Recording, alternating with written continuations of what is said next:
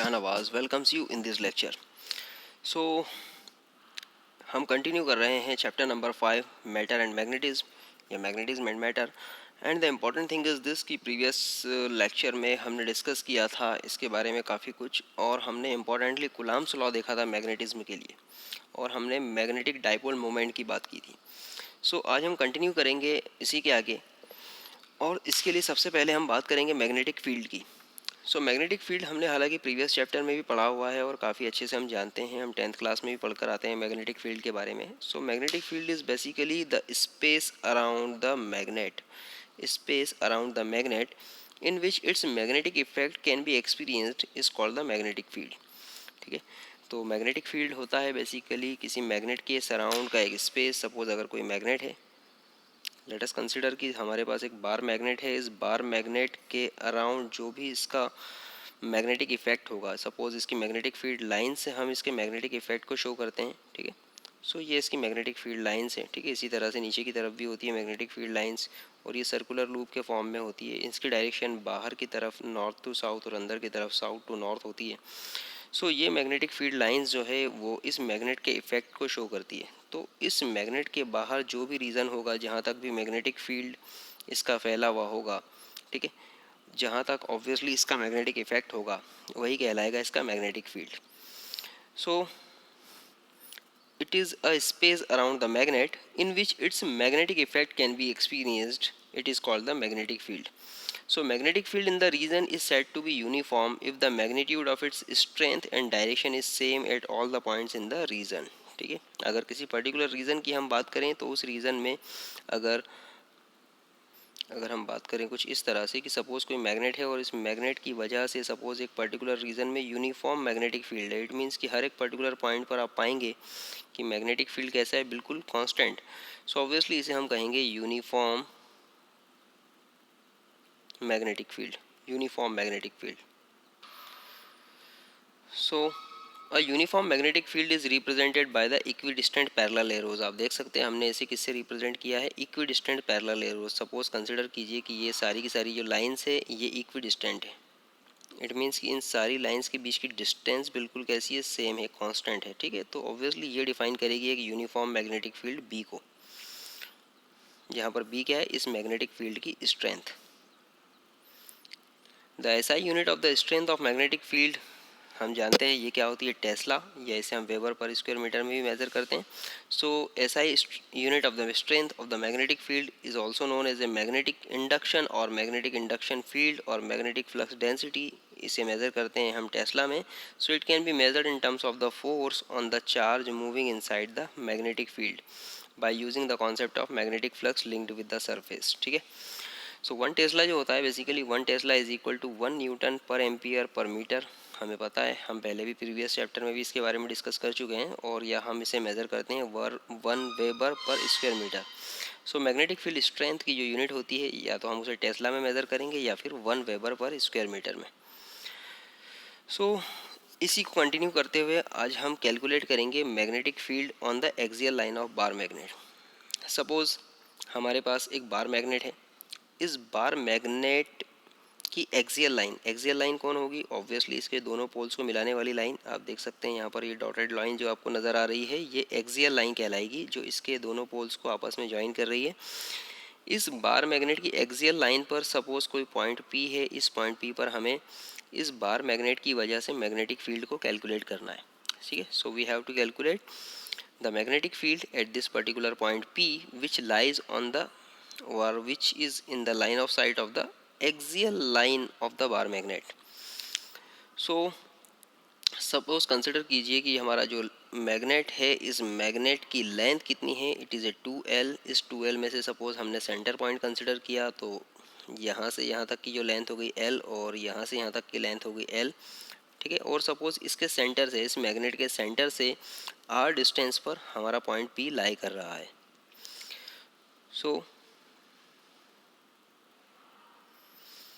Consider a bar magnet NS whose each pole is of the strength M। हमने यहाँ पर जो magnet consider किया है इसके हर पोल, 2 पोल्स हैं इसके, साउथ पोल नॉर्थ पोल, इन दोनों पोल्स की जो मैग्नेटिक फील्ड स्ट्रेंथ है वो है M, या इसकी मैग्नेटिक स्ट्रेंथ हम कहेंगे M है इन दोनों पोल्स की। Let 2l be the magnetic length of the magnet.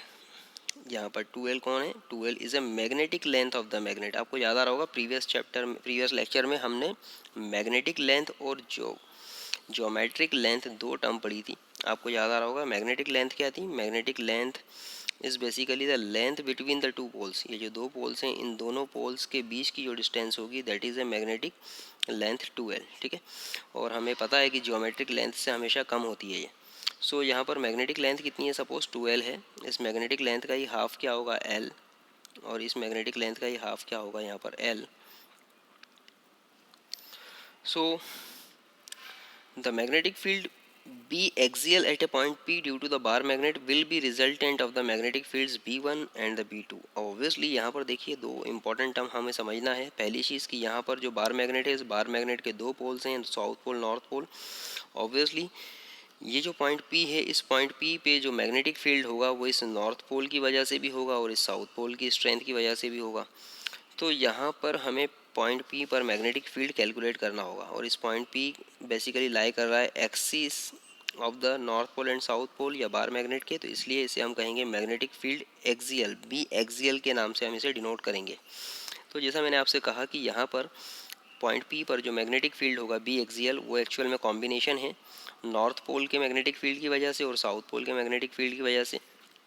सो यहाँ पर हम कंसिडर करेंगे, लेट अस कंसिडर कि नॉर्थ पोल की वजह से जो मैग्नेटिक फील्ड होगा उसे हम कह रहे हैं B1, और साउथ पोल की वजह से जो मैग्नेटिक फील्ड होगा B2। But important thing is this कि हमेशा मैग्नेटिक फील्ड जो होता है वो मैग्नेटिक फील्ड लाइंस से रिप्रेजेंट किया जाता है, और हमने हमेशा देखा है कि मैग्नेटिक फील्ड लाइंस हमेशा नॉर्थ पोल से निकलते हुए साउथ पोल में एंटर होती है। ठीक है, मतलब मैग्नेटिक फील्ड की डायरेक्शन की अगर मैं बात करूं तो नॉर्थ पोल के लिए हमेशा मैग्नेट से बाहर निकलती हुई और साउथ पोल के लिए मैग्नेट के अंदर जाती हुई। तो ऑब्वियसली सी बात है, यहाँ पर अगर इस पॉइंट P पर मैं मैग्नेटिक फील्ड की बात करूँगा, सो नॉर्थ पोल की वजह से जो भी मैग्नेटिक फील्ड होगा उसकी डायरेक्शन कैसी होगी? इस तरह से नॉर्थ पोल से बाहर की तरफ जाती हुई। और साउथ पोल की वजह से जो मैग्नेटिक फील्ड होगा जिसे हम B2 कह रहे हैं, ठीक है, उसकी डायरेक्शन कैसी होगी? क्योंकि साउथ पोल में डायरेक्शन कैसी हो रही है? अंदर की तरफ जाती हुई, इसलिए यहाँ पर डायरेक्शन हो जाएगी B2 की इस तरफ, टुवर्ड्स द साउथ पोल। ठीक है, टुवर्ड्स द मैग्नेट। तो आप देख सकते हैं यहाँ पर इस पॉइंट P पर मैग्नेटिक फील्ड B1 की डायरेक्शन इस तरफ है, ठीक है, away from the bar magnet, और पॉइंट P पर जो मैग्नेटिक फील्ड B2 है due to the south pole, वो कैसी है? Towards the bar magnet. So the magnetic field B axial at a point P due to the bar magnet will be the resultant of the magnetic field B1 due to the N pole of the magnet and B2 due to the south pole of the magnet. So हम कह सकते हैं कि यहाँ पर जो total magnetic field होगा वो क्या होगा? दोनों मैग्नेटिक फील्ड का एडिशन। सो हम लिख सकते हैं B axial will be B1 plus B2, B1 plus B2, और यहाँ पर B1 क्या होगा? तो देखिए मैग्नेटिक फील्ड किसी पर्टिकुलर पोल की वजह से किसी पॉइंट पर किसी पर्टिकुलर पोल की वजह से जो मैग्नेटिक फील्ड होता है वो दिया जाता है B is equals to μ0 upon pole की स्ट्रेंथ डिवाइडेड बाय उस पॉइंट की उस पोल से दूरी पर। तो आप देखें यहाँ पर कि यहाँ पर इस पर्टिकुलर पॉइंट से N से अगर मैं कहूँ कि B1 मुझे कैलकुलेट करना है, तो मैंने आपसे कहा कि बेसिकली मैग्नेटिक फील्ड क्या होगा? μ0 अपॉन 4 पाई। ठीक है, जिस पोल की वजह से मैग्नेटिक फील्ड कैलकुलेट करना है उस पोल की स्ट्रेंथ और उस पोल की उस पॉइंट से डिस्टेंस, यहाँ पर सपोज डिस्टेंस कितनी है? NP। ठीक, अब इस डिस्टेंस को अगर हम कैलकुलेट करें थोड़ा सा, तो आप देखेंगे यहाँ से लेकर यहाँ तक, सेंटर से लेकर इस N तक की जो डिस्टेंस है वो है L, और इस सेंटर से लेकर पॉइंट P की जो डिस्टेंस है वो है R। सो ऑब्वियसली यहाँ से यहाँ तक की जो डिस्टेंस होगी वो होगी R माइनस L। ठीक है, सो ये हो गई R माइनस L। सो फाइनली हम लोग यहाँ पर पुट अप कर सकते हैं R माइनस L। ठीक है, R माइनस L, और ये किसके लिए है? N पोल की वजह से है, जिसे हम B1 से रिप्रेजेंट कर रहे हैं, वेक्टर B1। सो फाइनली हम इस इक्वेशन को लिख सकते हैं यहाँ पर B1 will be μ0 upon 4 pi M upon NP square. ठीक है, और यहाँ पर सॉरी स्क्वायर आता है। ठीक है, सो यहाँ पर μ0 upon 4 pi M upon NP square, तो हम लिख सकते हैं M upon R minus L का होल स्क्वायर। ठीक है, तो यहाँ पर B1 का हमें फार्मूला मिल गया, और इसकी डायरेक्शन क्या होगी? अलॉन्ग PX लिखा हुआ है, मतलब अलॉन्ग इस डायरेक्शन में PX डायरेक्शन में, ये P से X की डायरेक्शन में होगी इसकी डायरेक्शन। अब इसी तरह से अगर हम लोग B2 की बात करें, सो B2 क्या होगा, तो देखिए B2 साउथ पोल है, साउथ पोल की वजह से मैग्नेटिक फील्ड है इस पॉइंट P पर। सो ऑब्वियसली B2 कितना होगा, B2 जो होगा वो भी इतना ही होगा, μ0/4 पाई। इस B2 पोल की स्ट्रेंथ कितनी है, m, और B2 पोल की P से जो डिस्टेंस है वो होगी SP, वो कितनी होगी SP, ठीक है। तो ये हो जाएगा SP का स्क्वायर। अब यहाँ पर अगर हम ध्यान से देखें, सो SP कितना होगा, तो यहाँ से यहाँ तक डिस्टेंस देखिए ये है L, और यहाँ से यहाँ तक की डिस्टेंस है वो है R, ठीक है। तो ऑब्वियसली ये कितना हो जाएगा total, R plus L, total हो जाएगा R प्लस L। सो हम यहाँ पर ऑब्वियसली SP की जगह पुटअप कर सकते हैं R प्लस L का होल स्क्वायर, ठीक है। सो यहाँ से B2 की वैल्यू भी हमारे पास आ गई। सो फाइनली हम लिख सकते हैं जो फील्ड स्ट्रेंथ, ठीक है, due to the south pole at the point P, B2 will be μ0/4 pi m/SP square, या SP की वैल्यू हमने पुटअप कर दी R प्लस L का होल स्क्वायर। अब सबसे खास बात इसकी डायरेक्शन क्या होगी, सो इसकी डायरेक्शन होगी टुवर्ड्स द साउथ पोल। आप देख सकते हैं मैंने अभी जस्ट मैग्नेटिक फील्ड लाइन से आपको बताया था कि इसकी जो डायरेक्शन होगी साउथ पोल की वजह से जो मैग्नेटिक फील्ड होगा उसकी डायरेक्शन होगी टुवर्ड्स द मैग्नेट, इस तरफ। सो इस तरह से हम कह सकते हैं कि इसकी जो डायरेक्शन होगी वो होगी अलोंग द PS। आप देख सकते हैं अलोंग द P से S की तरफ, पॉइंट P से S की तरफ। So now follows the B1 is greater than B2। हमें पता है, देखिए बड़ी सिंपल सी कॉन्सेप्ट है ये, क्योंकि हमें पता है बेसिकली जो फील्ड स्ट्रेंथ है वो inversely proportional to the distance के स्क्वायर के होता है। तो यहाँ पर आप देख सकते हैं यहाँ पर क्योंकि एन जो है वो पॉइंट पी के ज़्यादा करीब है, साउथ पोल जो है पॉइंट पी के थोड़ा दूर है, तो ऑब्वियसली यहाँ पर सबसे ज़्यादा इफेक्ट किसका होगा, B1 का होगा। सबसे ज़्यादा जो इफेक्ट होगा वो किसका होगा, B1 का होगा। B2 का इफेक्ट कंपेरेटिवली कम होगा। तो ऑब्वियसली यहाँ पर जो टोटल मैग्नेटिक फील्ड होगा वो, क्योंकि एक दूसरे के अपोजिट डायरेक्शन में है दोनों, इसलिए दोनों मैग्नेटिक फील्ड आपस में एक दूसरे से सब्सट्रैक्ट होंगे, ठीक है। सो फाइनली हम लिख सकते हैं यहाँ पर B1 प्लस B2 एक्चुअल में दोनों ऐड हो रहे हैं, लेकिन due to their respective direction ये एक दूसरे से सब्ट्रैक्ट होंगे। तो हम लिख सकते हैं यहाँ पर B1 की जगह हमने पुटअप किया μ0/4 पाई m/R-L का होल स्क्वायर, जैसा भी हमने यहाँ पर कैलकुलेट किया था। और इसी तरह से B2 के लिए भी हमने जो कैलकुलेट किया है अभी μ0/4 पाई R प्लस L का होल स्क्वायर, लेकिन ये इससे क्या होगा, सब्सट्रैक्ट होगा। तो यहाँ पर पॉजिटिव एडिशन दिया हुआ है, तो इसका मतलब ये है कि दोनों ऐड होंगे, बट क्योंकि दोनों की डायरेक्शंस अलग अलग है, अपोजिट है, इसलिए फाइनली ये दोनों क्या होंगे, एक दूसरे से सब्सट्रैक्ट होंगे। यहाँ पर आप μ0/4 पाई m को कॉमन बाहर निकाल लें तो अंदर क्या बचेगा, 1/R-L का whole square minus 1/R plus L का होल स्क्वायर। फाइनली जब हम इसे सॉल्व करेंगे so we will get the answer. आप इसे सॉल्व करके देखिए, finally you will get μ0/4 pi m into 4 into R into L upon R square minus L square का होल स्क्वायर। देखिए इसका छोटा सॉल्यूशन हम देख भी लेते हैं ताकि आपको किसी तरह का कोई कन्फ्यूज़न ना हो। अगर इस इक्वेशन में हम μ0/4 पाई इंटू m को अगर कॉमन निकाले तो ये बचा, अंदर क्या बचेगा, देखिए अंदर बचेगा 1/R-L का whole square. μ0/4 pi into m हमने कॉमन निकाला, अंदर बचा 1/R-L का whole square, then 1/R plus L का होल स्क्वायर। यहाँ से आप देखेंगे तो 1/R प्लस L का होल स्क्वायर यहाँ पर अंदर बचेगा ब्रैकेट में। अब इसे अगर हम सॉल्व करें तो देखिए क्या होगा, अगर हम इसे सॉल्व करते हैं सो हो जाएगा μ0/4 पाई इंटू m, ठीक है। सो फाइनली जब आप इसे सॉल्व करेंगे तो ये हो जाएगा R प्लस L का whole square minus R minus L का whole square divided by R minus L का whole square into R plus L का होल स्क्वायर, ठीक है। ये इक्वेशन हमारे पास फाइनली आ गई।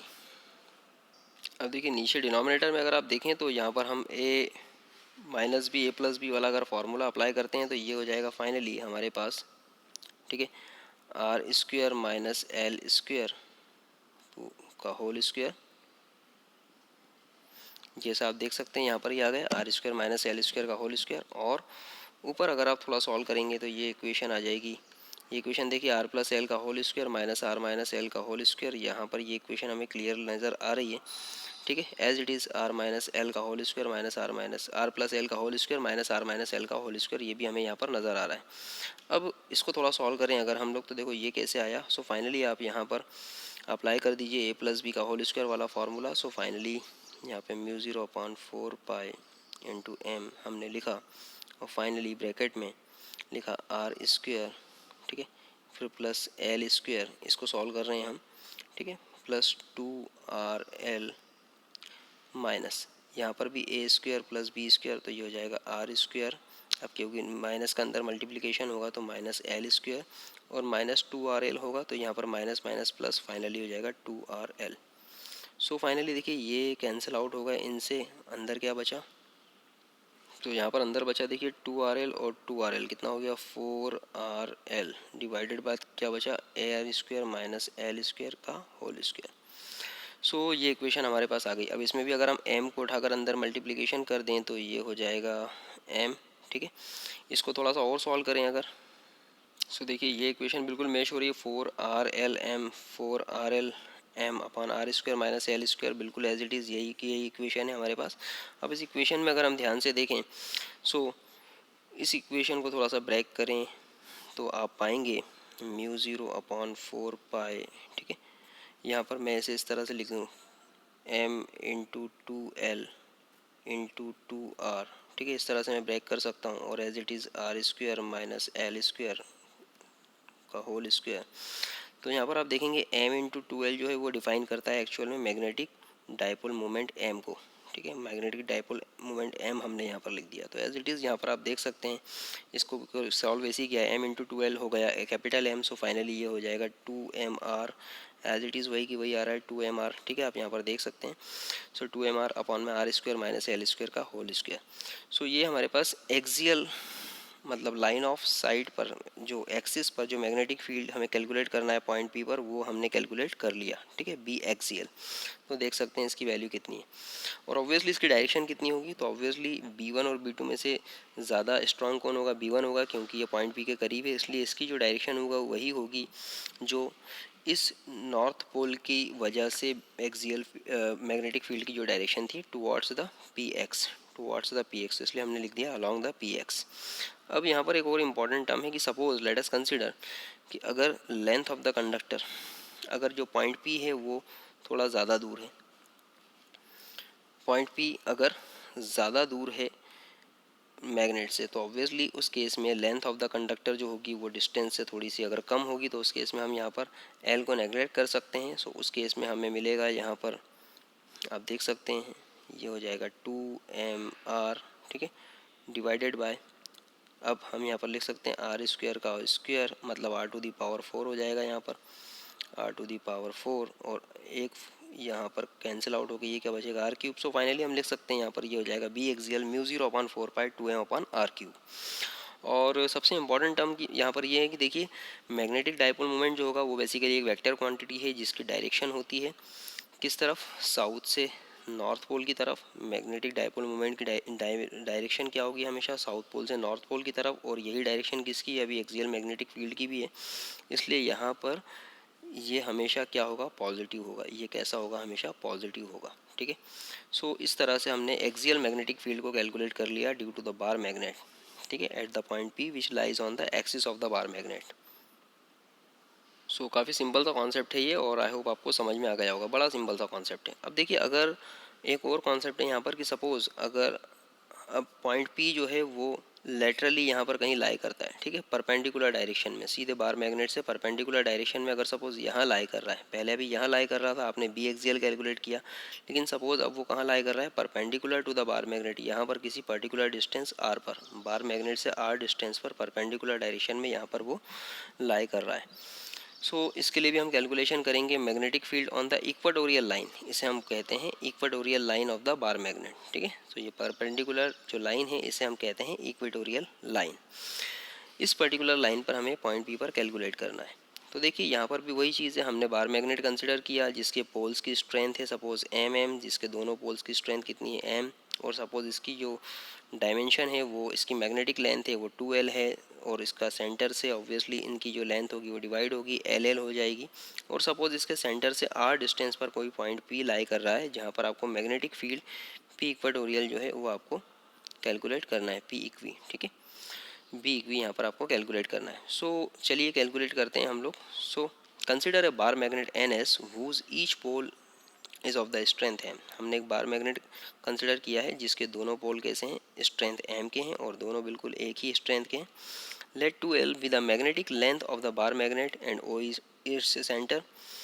तो यहाँ पर जो बार मैग्नेट है, सपोज इसकी मैग्नेटिक लेंथ है 2L, ठीक है। आप देख सकते हैं यहाँ पर इसकी मैग्नेटिक लेंथ कितनी होगी, 2L। दोनों पोल्स से बीच की जो डिस्टेंस है वो होगी सपोज 2L, तो ये हमने कंसिडर कर लिया। Let P be the point on the equatorial line of the magnet at a distance r from the center of the magnet। Centre of the magnet जो O है, यहाँ से सपोज r डिस्टेंस पर कोई point P लाई कर रहा है, हमने देख लिया यहाँ पर इस पॉइंट P पर ही हमें मैग्नेटिक फील्ड को कैलकुलेट करना है। So it follows that the B1 and B2 is equal. अब यहाँ पर देखिए B1 और B2 इक्वल क्यों, वजह क्या है, देखिए बड़ी सिंपल सी बात है। इस पॉइंट P पर भी हमें जब मैग्नेटिक फील्ड कैलकुलेट करना होगा तो ऑब्वियसली वो क्या होगा, इस नॉर्थ पोल की वजह से मैग्नेटिक फील्ड सपोज B1 और इस साउथ पोल की वजह से जो मैग्नेटिक फील्ड है सपोज B2, इन दोनों का कॉम्बिनेशन ही यहाँ पर क्या होगा, टोटल मैग्नेटिक फील्ड होगा। और ऑब्वियसली सी बात है यहाँ पर, क्योंकि ये पॉइंट P सेंटर लाइन पर बिल्कुल अलॉन्ग द सेंटर पॉइंट जो है वो लाई कर रहा है perpendicular to the centre point, तो ऑब्वियसली यहाँ से N से लेकर P की डिस्टेंस और S से लेकर P की डिस्टेंस ये क्या होगी, बिल्कुल सेम होगी। सो ऑब्वियसली यहाँ पर जो मैग्नेटिक इफेक्ट होगा B1 और B2 वो क्या होंगे, बिल्कुल इक्वल होंगे। अगर मैं मॉड वैल्यू ऑफ द बात करूँ B1 और B2 तो ये वे क्या होंगे, हमेशा बिल्कुल इक्वल होंगे। लेकिन इंपॉर्टेंट थिंग कि यहाँ पर फिर भी आपको कोई ना कोई मैग्नेटिक फील्ड मिलेगा। अब वो देखिए क्या मिलेगा, वो due to their respective opposite poles की वजह से। सो बी इक्विवेलेंट यहाँ पर क्या होगा, B1 प्लस B2। अब देखिए यहाँ पर अगर हम बात करें सो B1 कितना होगा, तो देखिए मैग्नेटिक फील्ड कैलकुलेट करने का जो तरीका था अभी हमने बताया था आपको कि पॉइंट P पर अगर आपको इस पोल की वजह से, नॉर्थ पोल की वजह से मैग्नेटिक फील्ड कैलकुलेट करना है, तो सपोज अगर हम इसे B1 बोल रहे हैं तो ये कितना होगा, ये होगा μ0/4π, ठीक है, multiplied with magnetic field strength कितनी है इसकी, इस पोल की m, और डिवाइडेड बाय यहाँ से यहाँ तक की डिस्टेंस कितनी है, तो NP², तो ये NP² हो गया। इसी तरह से B2 जब हमें कैलकुलेट करना होगा तो B2 कितना होगा, B2 भी ऑब्वियसली होगा μ0/4π, ठीक है। और B2 की स्ट्रेंथ कितनी है, या इस साउथ पोल की स्ट्रेंथ कितनी है, m, और यहाँ से यहाँ तक की दूरी साउथ पोल से पॉइंट P की दूरी SP², ठीक है, SP तो SP² लिखेंगे। तो इस तरह से B1 B2 के फार्मूले हम यहाँ पर इजीली कैलकुलेट कर सकते हैं। तो हमने यहाँ पर यही किया, B1 का फार्मूला हो गया μ0/4π m/NP² और B2 का फार्मूला हो गया μ0/4π m/SP²। अब यहाँ पर NP और SP की वैल्यू अगर हम कैलकुलेट करना चाहें, NP² और SP², सो NP और SP इनकी वैल्यू कैलकुलेट करने के लिए हम लोग ट्रिग्नोमेट्रिक फार्मूले इसका यूज़ करेंगे। देखिए किस तरह से, अगर आप यहाँ पर ध्यान से देखें सो यहाँ पर एक राइट एंगल ट्रायंगल आपको बनता हुआ नज़र आ रहा होगा, राइट एंगल ट्रायंगल, ठीक है। ये राइट एंगल ट्रायंगल जो है इसकी बेस हो गई ये ON, इसका परपेंडिकुलर हो गया ये दिस वन PO, और इसका हाइपोटेनियस हो गया PNP जो हमें कैलकुलेट करना है। तो ऑब्वियसली सी बात है हमें वैल्यूज़ पता है कितनी, भाई इसका जो हाइपोटेन बेस है उसकी वैल्यू कितनी है, L, स्मॉल l हमें पता है, और इसकी जो डिस्टेंस है जो जो बेसिकली परपेंडिकुलर को डिफाइन कर रही है ये है वैल्यू R। तो ऑब्वियसली किसी राइट एंगल ट्रायंगल में अगर मुझे बेस और परपेंडिकुलर पता है तो मैं पाइथागोरस थ्योरम से लिख सकता हूँ इसका हाइपोटेनियस होगा इसका बेसिकली R² प्लस L², ठीक है। और हाइपोटेनियस बेसिकली क्या है यहाँ पर NP, तो ऑब्वियसली मैं लिख सकता हूँ NP² इज इक्वल टू कितना हो जाएगा, R² प्लस L², ठीक। सो ऑब्वियसली सेम कॉन्सेप्ट यहाँ पर भी होगा। यहाँ पर भी अगर आप देखेंगे तो एक राइट एंगल ट्रायंगल फॉर्म हो रहा है, ठीक है, राइट एंगल ट्रायंगल फॉर्म हो रहा है, इसकी वैल्यू भी कितनी है SP, और यहाँ पर इसकी वैल्यू भी L, इसकी वैल्यू भी R। तो यहाँ पर भी आप देख सकते हैं SP² हाइपोटेनियस का स्क्वायर कितना होगा, R² plus L²। So finally हमारे पास जो है वो SP² और NP² की वैल्यूज़ आ गई। तो हमने लिख दिया यहाँ पर NP² की जगह R² प्लस L² और SP² की जगह R² प्लस L²। अब ये तो हो गई मॉड वैल्यूज़ की बात, लेकिन अगर हम डायरेक्शन की बात देखें तो देखो डायरेक्शन अगर मैं B1 की बात करूँ तो B1 की डायरेक्शन कुछ इस तरह से, ठीक है, B1 की डायरेक्शन इस तरह से इंक्लाइंड डायरेक्शन है।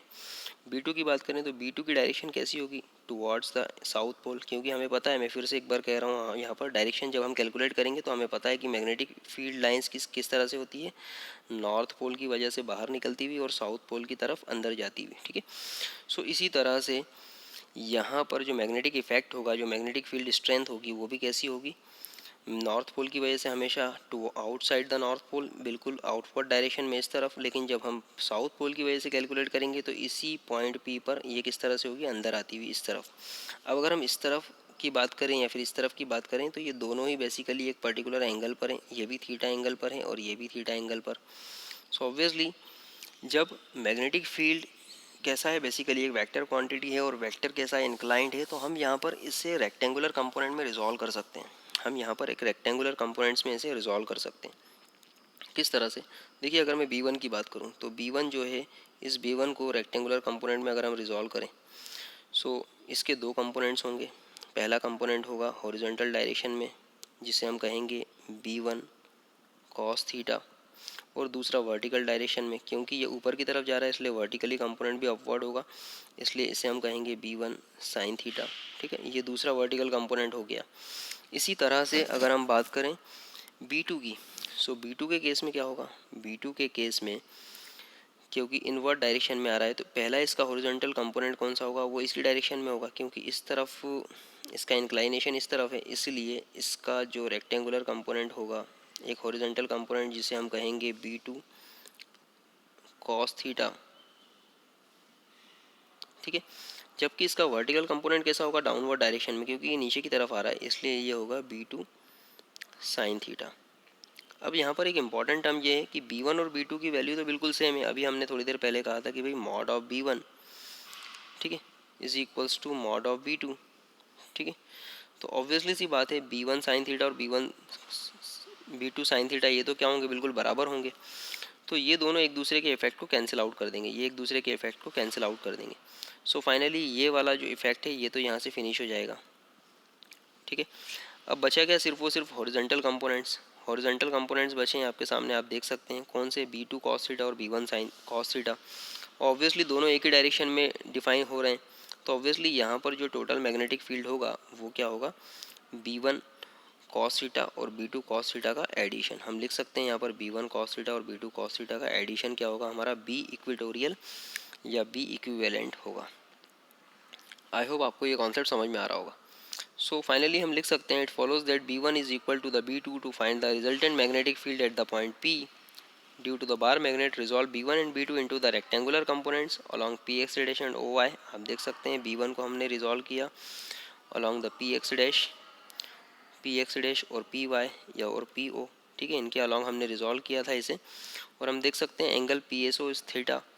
ठीक है, यहाँ पर हम देख सकते हैं एंगल PSO क्या है, थीटा। तो ऑब्वियसली ये और ये अल्टरनेट एंगल ये भी क्या होंगे, थीटा, तो ये भी होगा थीटा, और ये थीटा तो ऑब्वियसली ये भी theta.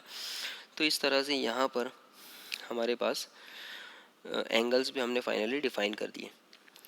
So as the two components are equal and opposite, ठीक है, जो साइन थीटा कंपोनेंट्स थे वो कैसे थे, इक्वल एंड अपोजिट थे, तो दो they will cancel to each other, therefore resultant magnetic field at the point P due to the bar magnet कितना होगा, वो होगा basically B equivalent B1 cos theta plus B2 cos theta.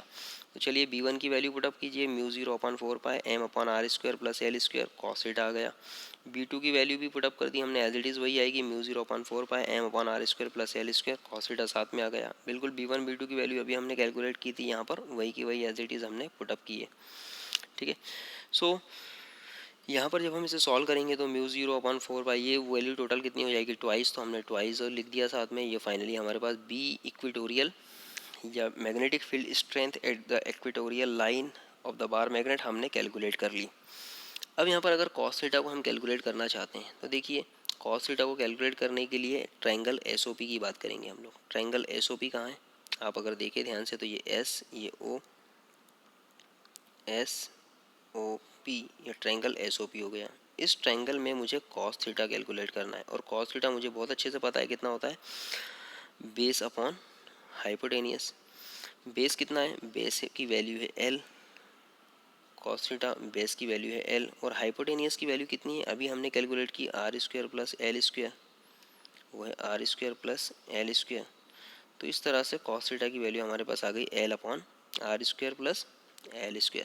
तो हमने यहाँ पर कॉस थीटा की value put up की L/R² प्लस L² और इसका स्क्वायर रूट। ठीक है, सॉरी एक टर्म भूल गया मैं, ये जो R square plus L square इसका स्क्वायर रूट, क्यों, क्योंकि ये जो वैल्यू आई थी ये हाइपोटेनस स्क्वायर की वैल्यू आई थी, ठीक है। सो हाइपोटेनस स्क्वायर की वैल्यू थी, सो यहाँ पर हाइपोटेनस की वैल्यू कितनी हो जाएगी, square root of the R square plus L square, इसलिए हमने यहाँ पर क्या पुटअप कर दिया, इसकी पावर हाफ। तो यहाँ से कॉस थीटा की वैल्यू भी हमारे पास आ गई। अब just put this value of cos theta into this equation, तो हम यहाँ पर इस इक्वेशन में बी इक्विवेलेंट म्यू 0/4 पाई 2m/r² plus L square put up किया हमने, एंड देन कॉस थीटा की जगह हमने पुटअप कर दिया l/r² plus L square square root. Finally जब हम इसे सॉल्व करेंगे तो देखिए यहाँ पर म्यू 0/4 पाई 2ml, ये 2ml की वैल्यू हो जाएगी कैपिटल M, वो हमने पुटअप कर दी। यहाँ पर मैग्नेटिक डाइपोल मोमेंट हमें पता है कितना होता है 2ml। ऑब्वियसली ये क्या होता है, ये एक्चुअल में होता है m2l इज इक्वल टू क्या होगा m, तो हमने यहाँ पर m पुटअप कर दिया। नीचे R square plus L square की पावर 1 और इसकी पावर 1/2, टोटल पावर हो गई 3/2।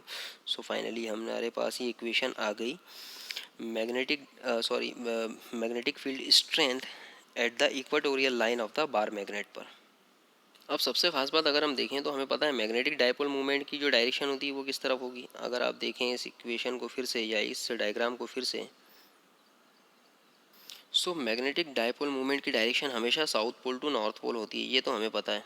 लेकिन अगर आप यहाँ पर देखें तो जो टोटल मैग्नेटिक फील्ड आ रहा है आपका बी इक्वेटोरियल, वो किस डायरेक्शन में, इस तरफ, और ये डायरेक्शन है नॉर्थ पोल से साउथ पोल की तरफ। तो यहाँ पर बी इक्वेटोरियल और मैग्नेटिक डाइपोल मोमेंट इन दोनों की डायरेक्शन कैसी है, बिल्कुल अपोजिट टू ईच अदर। सो ये जो इक्वेशन है, इस इक्वेशन में हमें आगे माइनस सिंबल लगाना पड़ेगा, क्यों, क्योंकि बी इक्वेटोरियल और एम दोनों की डायरेक्शन कैसी है, बिल्कुल अलग अलग है। इसलिए जब हम एम को वेक्टर फॉर्म में लिखेंगे इस तरह से आप देख सकते हैं, तो हमें क्या करना होगा, इसके आगे माइनस सिंबल लगाना होगा, जो ये बताएगा कि इक्वेटोरियल बी इक्वेटोरियल या magnetic field strength eight the equatorial line of the bar magnet हमेशा कैसी होगी, अपोजिट डायरेक्शन में होगी magnetic dipole moment of the bar magnet की। अब यहाँ पर एक और कंसिडरेशन हम ले सकते हैं। सपोज लेट अस कंसिडर कि ये जो आर की वैल्यू बहुत ज़्यादा है, मतलब जो पॉइंट पी है वो बार मैग्नेट से बहुत ज़्यादा दूर है। उस केस में हम कंसिडर कर सकते हैं कि आर की वैल्यू कैसी होगी, much much much greater than L. So हम यहाँ पर एल को नेगलेक्ट कर सकते हैं। तो यहाँ पर क्या हो जाएगा फाइनली इस इक्वेशन में, अगर आप थोड़ा देखें मॉडिफिकेशन करें तो ये हो जाएगा एम और आर स्क्वायर की पावर 3/2, 2 से 2 कैंसिल, फाइनली क्या बचेगा आर क्यूब। सो हम लिख सकते हैं यहाँ पर B equatorial will be mu 0/4 pi m/r³। तो देखिए कितनी सिंपल वे में हमने बी इक्वेटोरियल भी यहाँ पर कैलकुलेट कर लिया। तो काफ़ी सिंपल सा डेरिवेशन था ये दोनों ही केसेस में। पहले केसेस में हमने magnetic field on the axial line of the bar magnet calculate किया। बड़ा सिंपल सा कॉन्सेप्ट था, जिसमें हमने क्या किया, एक बार मैग्नेट कंसीडर किया, बार मैग्नेट के सारे पैरामीटर कंसीडर कर लिए। लेटस की इनके जो साउथ पोल नॉर्थ पोल हैं इनकी स्ट्रेंथ स्मॉल एम है, और सपोज इसकी एक्सियल लाइन पर मैग्नेटिक फील्ड कैलकुलेट करना है, इसलिए इसकी एक्सियल लाइन ऑफ साइड में हमने पॉइंट पी कंसिडर कर लिया। पॉइंट पी पर हमने देखा कि इस पर जो मैग्नेटिक फील्ड होगा वो दोनों पोल्स की वजह से होगा, नॉर्थ पोल साउथ पोल। तो हमने कंसिडर किया कि नॉर्थ पोल की वजह से जो मैग्नेटिक फील्ड होगा वो B1 और साउथ पोल की वजह से जो मैग्नेटिक फील्ड होगा B2। और ऑब्वियसली सी बात है इनकी रिस्पेक्टिव मैग्नेटिक फील्ड की डायरेक्शन की वजह से हमने यहाँ पर इनकी डायरेक्शंस भी डिसाइड कर दी कि नॉर्थ पोल की वजह से जो डायरेक्शन होगी मैग्नेटिक फील्ड की वो इस तरह से PX डायरेक्शन में होगी, जबकि साउथ पोल की वजह से जो मैग्नेटिक फील्ड की डायरेक्शन होगी वो PS डायरेक्शन में होगी। ऑब्वियसली हमें पता है कि यहाँ पर पॉइंट पी पर जो मैग्नेटिक फील्ड होगा वो साउथ पोल नॉर्थ पोल दोनों की वजह से होगा, इसलिए टोटल मैग्नेटिक फील्ड जो होगा वो हमें पता था वो कितना होगा, दोनों का कॉम्बिनेशन B1 प्लस B2। अब यहाँ पर B1 की वैल्यू हमने कैलकुलेट कर ली कितना होगा, तो हमने कहा बड़ा सिंपल सा फार्मूला है। B1 की वजह से जो मैग्नेटिक फील्ड होगा वो होगा कोई एक पोल, ठीक है, किसी एक पोल बी या नॉर्थ पोल की strength M divided by distance of the pole and point, उसके बीच की डिस्टेंस। सपोज यहाँ पर जो डिस्टेंस आ रही थी वो कितनी आ रही थी, यहाँ से यहाँ तक आप देखें तो L और यहाँ से यहाँ तक R। तो ये बचा हुआ पोर्शन जो डिफाइन हो रहा था वो हो रहा था R-L, हमने कैलकुलेट करके दिखाया आपको। तो इसके बीच की जो डिस्टेंस आ रही थी वो आ रही थी R-L। सो फाइनली यहाँ पर B1 की वैल्यू हो गई थी म्यू 0/4 पाई m/r-l²।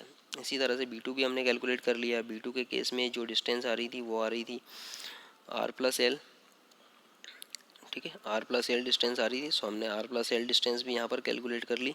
और फाइनली B2 की वजह से भी जो फार्मूला आ रहा था वो आ रहा था m1r प्लस एल का होल स्क्वायर। इन दोनों को हमने ऐड किया, ऐड करने के बाद इनको सॉल्व किया। सो फाइनली हमें आंसर मिला B axial mu 0/4π2mr/r² minus L square का होल स्क्वायर। फिर हमने एक कंसिडरेशन लिया यहाँ पर कि भाई अगर जो है वो डिस्टेंस बहुत ज़्यादा हो, मतलब ये पॉइंट पी जो है अभी यहाँ पर लाई कर रहा है, अभी हो सकता है बहुत ज़्यादा दूर हो, कहीं और लाई कर रहा हो, तो उस केस में जो distance of the point from the bar magnet will be much greater then the length of the bar magnet. उस केस में एल की वैल्यू आर के रिस्पेक्ट में अगर बहुत छोटी होगी तो हम कह सकते हैं कि उस केस में जो हमारा आंसर आएगा वो, उस केस में हम एल को नेगलेक्ट कर देंगे और फाइनली हमें जो वैल्यू मिलेगी वो मिलेगा बी एक्सियल म्यू 0/4π2m/r³। ठीक है, इसके साथ ही हमने यहाँ पर मैग्नेटिक फील्ड की डायरेक्शन भी डिफाइन कर दी। अब क्योंकि हमने ये जो फार्मूला लिखा हुआ मैग्नेटिक डायपोल मूवमेंट के टर्म्स में लिखा है, एम के टर्म्स में, और हमें पता है मैग्नेटिक डायपोल मूवमेंट की डायरेक्शन कैसी होती है, toward the south pole to north pole, south pole से नॉर्थ पोल की तरफ, और हमारा जो टोटल बी एक्सियल आ रहा है वो भी इसी डायरेक्शन में आ रहा है। ठीक है, क्यों इस डायरेक्शन में आ रहा है, क्योंकि ये नॉर्थ पोल के मैग्नेटिक फील्ड की डायरेक्शन है और हमें पता है कि नॉर्थ पोल जो है इस पॉइंट बी से ज़्यादा क्लोज है, इसलिए यहाँ पर जो टोटल मैग्नेटिक फील्ड होगी वो नॉर्थ पोल की जो मैग्नेटिक फील्ड की डायरेक्शन होगी उसी डायरेक्शन में होगी। और हमें पता है कि मैग्नेटिक डायपोल मूवमेंट और बी एक्सियल दोनों की डायरेक्शन एक ही है, इसलिए यहाँ पर ये जो वैल्यू होगी वो कैसी होगी, पॉजिटिव होगी, इसलिए यहाँ पर पॉजिटिव सिंबल हमें कंसिडर करना पड़ेगा। सो इस तरह से हमने एक्सियल लाइन पर मैग्नेटिक फील्ड कैलकुलेट कर लिया। इसके बाद बारी आई इक्वेटोरियल लाइन की, कि सपोज अगर कोई पॉइंट पी जो है वो लाई कर रहा है इक्वेटोरियल लाइन पर, ठीक है, मतलब इस पर्टिकुलर बार मैग्नेट से सीधे परपेंडिकुलर डायरेक्शन में अगर लाई करता है, तो उस केस में क्या करना होगा। उस केस के लिए हमने क्या किया, यहाँ पर पॉइंट पी कंसिडर किया और ऑब्वियसली इसकी डिस्टेंस कितनी थी, इस बार मैग्नेट से आर थी, और ऑब्वियसली इस पॉइंट पी पर जो मैग्नेटिक इफेक्ट होगा वो साउथ पोल और नॉर्थ पोल दोनों की वजह से होगा। और नॉर्थ पोल से जो मैग्नेटिक फील्ड होती है वो किस तरह से बाहर निकलती हुई होती है और साउथ पोल पे अंदर की तरफ आती हुई होती है। तो हमने इस इंक्लाइन डायरेक्शन हमने देखी यहाँ पर, कि बेसिकली जो मैग्नेटिक फील्ड होगा वो इस तरह से इंक्लाइंड होगा यहाँ पर भी, और यहाँ पर भी इंक्लाइंड होगा। अब क्योंकि यहाँ पर पॉइंट पी जो है वो नॉर्थ पोल और साउथ पोल दोनों से बिल्कुल सेम दूरी पर है, इसलिए यहाँ पर मैग्नेटिक इफेक्ट जो होगा नॉर्थ पोल और साउथ पोल दोनों की वजह से क्या होगा, बिल्कुल इक्वल होगा। बट क्योंकि ये मैग्नेटिक इफेक्ट जो है मैग्नेटिक फील्ड इंक्लाइंड है, इसलिए हमने क्या किया, इसके रेक्टेंगुलर कंपोनेंट किए, इस B1 के रेक्टेंगुलर कंपोनेंट किए, horizontal component cos theta component, vertical component sine theta वाला कंपोनेंट। ठीक है, ऑब्वियसली ये हो गया, हमने रेक्टेंगुलर कंपोनेंट किए वर्टिकल डायरेक्शन में B1 sine theta, horizontal direction में B1 कॉस थीटा। ठीक है, इसी तरह से B2 के लिए भी रेक्टेंगुलर वर्टिकल कंपोनेंट किए। सो यहाँ पर भी इसका हॉरिजॉन्टल कंपोनेंट इसी डायरेक्शन में होगा, ये होगा B2 कॉस थीटा, और वर्टिकल कंपोनेंट होगा B2 साइन थीटा। सो हमने देखा कि B1 और B2 दोनों तो इक्वल है, क्योंकि दोनों की दूरी पॉइंट पी से बिल्कुल नॉर्थ पोल और साउथ पोल की सेम है, इसलिए ये एक दूसरे को कैंसिल आउट कर देंगे इक्वल एंड अपोजिट होने की वजह से। लेकिन जो टोटल होगा वो हमेशा B1 प्लस B2 और इनका एडिशन होगा। सो यहाँ पर फाइनली हमने जो टोटल इक्विवेलेंट मैग्नेटिक फील्ड जो था at the equatorial line B equi से हमने उसे डिनोट किया, वो क्या होगा, B1 cos theta plus B1 sine theta, B1 cos theta plus B2 cos theta होगा। तो हम ऑब्वियसली B1 B2 की वैल्यूज़ हम यहाँ कैलकुलेट कर चुके थे, वो हमने पुटअप कर दी, mu 0/4πm1r² plus L square cos theta. इसको सॉल्व किया हमने, और सॉल्व करने के बाद यहाँ पर कॉस थीटा भी कैलकुलेट किया। कॉस थीटा कैलकुलेट करने के लिए हमने ट्राइंगल एसओपी का यूज़ किया, यहाँ से हमने कॉस थीटा कैलकुलेट किया बेस अपॉन हाइपोटेनियस वाले फार्मूले से, और वो आया हमारे पास L upon square root of the R square plus L square. Finally इस वैल्यू में, इस इक्वेशन में हमने कॉस थीटा की वैल्यू को पुटअप किया और हमें ये आंसर मिल गया। ये जो आंसर मिला बी इक्वेटोरियल का, ऑब्वियसली यहाँ पर भी अगर हम ध्यान से देखें, सो मैग्नेटिक डायपोल मूवमेंट की जो डायरेक्शन थी वो कैसी होती है, हमेशा साउथ टू नॉर्थ पोल की तरफ, और यहाँ पर ये जो हमें बी इक्वेटोरियल मिल रहा था इसकी डायरेक्शन इस तरफ है, in the north through south. ठीक है, in the direction of P x dash. तो ऑब्वियसली यहाँ पर क्योंकि बी इक्वेटोरियल और मैग्नेटिक डायपोल मूवमेंट दोनों अपोजिट डायरेक्शन में है, इसलिए जब भी हम इसे वेक्टर फॉर्म में लिखेंगे इस तरह से, ठीक है, सो वेक्टर फॉर्म में जब हम इसे लिखेंगे तो यहाँ पर हमें नेगेटिव सिंबल लगाना होगा, ये मैंने ऑलरेडी आपको बताया था। अब यहाँ पर एक और कंसिडरेशन लिया कि सपोज़ ये जो पॉइंट पी है ये इस मैग्नेट से बहुत ज़्यादा दूर है, सपोज़ आर की वैल्यू एल के कंपैरिजन में बहुत ज़्यादा है। ठीक है, सो उस केस में हम एल को नेगलेक्ट कर सकते हैं। फाइनली जब हम इसे सॉल्व करेंगे so we will get the answer B equivalent is equal to mu 0/4πm/r³। So ये हमारे पास फार्मूला आ गया था magnetic field at the equatorial line of the bar magnet. So I hope आपको ये क्लियर हो गया होगा। अब इसी पर बेस्ड एक छोटा सा न्यूमेरिकल है, चलिए वो देखते हैं क्या कहता है न्यूमेरिकल। न्यूमेरिकल कहता है a bar magnet of the length 0.1 metre. Bar magnet की लेंथ दे दी है, मतलब 2L की वैल्यू आपको दे दी है यहाँ पर, बहुत अच्छे से देखिए यहाँ पर लिखा हुआ है 2L की वैल्यू 0.1 मीटर। इसको सबसे पहले हम L की वैल्यू में कन्वर्ट करें तो L की वैल्यू हो जाएगी 0.05 मीटर। ठीक है, so bar magnet of the length is 0.1 metre, has a pole strength 50 ampere metre. Pole की स्ट्रेंथ M की वैल्यू दी हुई है यहाँ पर आपको। दोनों पोल जो हैं obviously north pole south pole, उनमें से जो पोल की स्ट्रेंथ है वो दी हुई है आपको M is equal to 50 ampere metre. Calculate the magnetic field at a distance of 0.2 metre. हमें मैग्नेटिक फील्ड कैलकुलेट करनी है, डिस्टेंस दी हुई है यहाँ पर 0.2 मीटर हमने कंसिडर कर लिया। और कहाँ पर कैलकुलेट करनी है, from its centre on it's axial line. Axial line पर भी कैलकुलेट करना है और इक्वेटोरियल लाइन पर भी कैलकुलेट करना है। तो देखिए सारा हमें इनपुट वैल्यूज़ इन ऑलरेडी दी हुई है यहाँ पर। सबसे पहले हम, क्योंकि हमने जितने भी फार्मूले यूज़ किए कैलकुलेट किए हुए हैं वो सारे मैग्नेटिक डायपोल मोमेंट की टर्म्स में कैलकुलेट किए हुए हैं। तो सबसे पहले हम मैग्नेटिक डायपोल मोमेंट यहाँ पर कैलकुलेट कर लें। M इज़ इक्वल टू हो जाएगा magnetic field strength multiplied by magnetic length M into 2L। Value put up करेंगे, फाइनली आंसर आएगा हमारे पास 5 ampere square metre. Magnetic dipole moment का फार्मूला आ गया। अब देखिए बी एक्सियल हमने ऑलरेडी कैलकुलेट किया हुआ है, mu 0/4π2mr/r² minus L square का होल स्क्वायर। सो फाइनली हम यहाँ पर सीधे सीधे वैल्यू पुटअप कर देंगे। M की वैल्यू पुटअप कर देंगे, म्यू 0/4π की वैल्यू 10⁻⁻⁷ होती है, वो हमने यहाँ पर रख दी। 2 एज इट इज़ आ गया। M की वैल्यू हमने 5 कैलकुलेट की हुई है, R की वैल्यू ऑलरेडी 0.2 दी हुई है हमें, और R की वैल्यू यहाँ पर भी 0.2 स्क्वायर हम पुटअप करेंगे। L की वैल्यू हमें दे दी है 0.05 हमने कैलकुलेट की थी, वो पुटअप कर दी स्क्वायर। फाइनली इसका जब हम कैलकुलेशन करेंगे सो हमें मिलेगा आंसर 1.42 10⁻⁻⁴ टेस्ला। या तो हम टेस्ला लिखें या फिर वेबर पर स्क्वायर मीटर लिखें, जो भी लिखना हो, पर यूनिट हमें बिल्कुल करेक्टली लिखनी है यहाँ पर।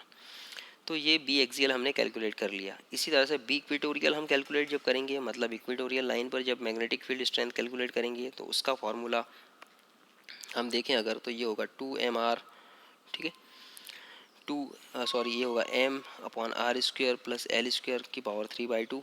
ठीक है, म्यू 0/4π साथ में चल ही रहा है। यहाँ पर वैल्यू पुटअप करेंगे, म्यू 0/4π का फार्मूला वैल्यू पुटअप करेंगे 10⁻⁻⁷। एम की वैल्यू हमने पुटअप कर दी 5, आर की value as it is put up कर दी, एल की वैल्यू पुटअप कर दी। फाइनली जब आप इसे सॉल्व करेंगे you will get the answer 5.708 into 10⁻⁵ tesla. ठीक है, सो आप देख सकते हैं यहाँ पर ये जो वैल्यूज़ हैं ये एक दूसरे के रिस्पेक्ट में लगभग 10 टाइम्स कम है। यहाँ पर 10⁻⁴ है, यहाँ पर 10⁻⁵ है।